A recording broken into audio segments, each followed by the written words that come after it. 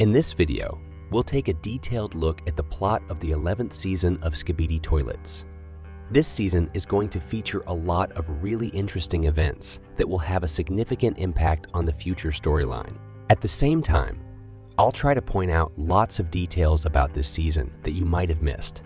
The creator of this multiverse often hides hidden clues in the episodes that provide more insight into this weird and captivating world of Skibidi Toilets. But before we dive into the plot analysis, let's quickly recap what happened in the previous season. We remember how the Skibidi scientists developed technology that allowed them to control cameramen. At first, I thought this method would only work on ordinary cameramen, but it turned out that regular agents were just test subjects. In reality, the Skibidi scientists' goal was Titan speakermen. In the last episode of the previous season, we saw how, with the help of two Skibidi parasite scientists, they managed to infect Titan speakermen. The season ended with Titan starting to destroy his allies. This was a big loss for the cameramen. Now, let's move on to the new season and see how the agents will retaliate. Episode 33 begins by showing us cameramen hiding in ambush at night. From their behavior, it becomes obvious that they are hiding from something. In the next scene, we see large columns of radio men flying toward them. As they approach the scene, they are knocked down by Titan radioman, who is still under the control of the Skibidis. It seems that agents are hiding from Titan. Perhaps after the Skibidis managed to control Titan, he started to eliminate the agents who couldn't oppose him and are simply hiding from him. In the next scene, we see G-Man, accompanied by small Skibidis. G-Man shoots laser beams from his eyes. I think his appearance is not coincidental, as we haven't seen him since cameramen tried to flush him down the toilet in one of the episodes from previous seasons. An interesting fact is that G-Man disappeared immediately after the radio men appeared. Perhaps they posed a significant threat to him at that time. Most likely, feeling that nothing threatens his safety, he decided to come out of hiding and personally participate in the destruction of the cameramen. We can see that G-Man is not shooting at cameramen.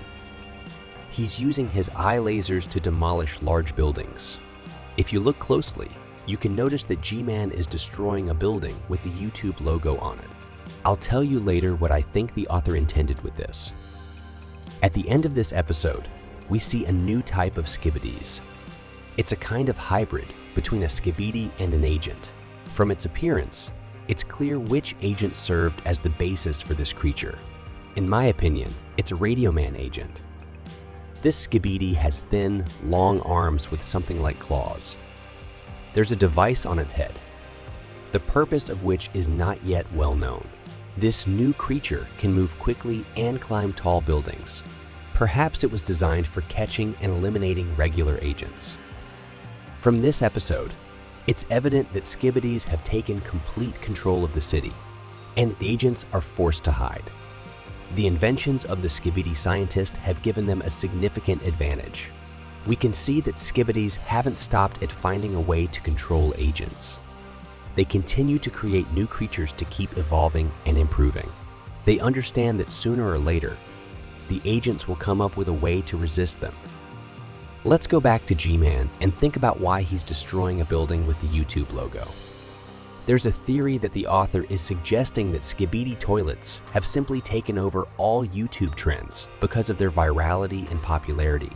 On the other hand, many believe that the entire Skibidi Toilets series is a commentary on how viral content displaces quality content.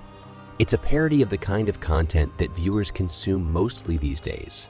Cameramen and Skibidis represent us, the viewers who watch YouTube videos day in and day out.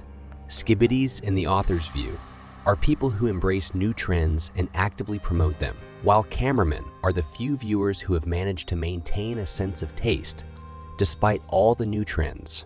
This thought often crossed my mind when I heard the music in Skibidi Toilets videos that Radioman use against Skibidis.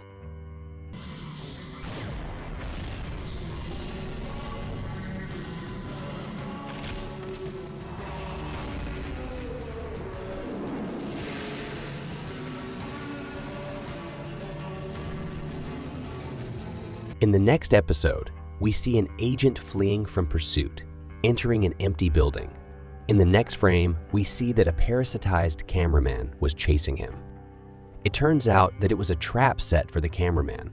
The agents immediately catch him and extract the parasite that was controlling him. Next, a large radio man captures the parasite. This is a very important episode for the further development of the plot. Firstly, we learn here that if you remove the parasite, the cameraman returns to normal and his sanity is restored.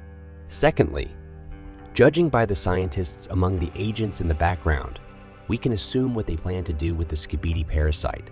After all, the radio man didn't destroy the parasite, but simply grabbed it. Most likely, the scientists will study this parasite and try to invent a way to protect agents from his influence. We saw similar scientists in the episode where they were fixing the Titan cameraman.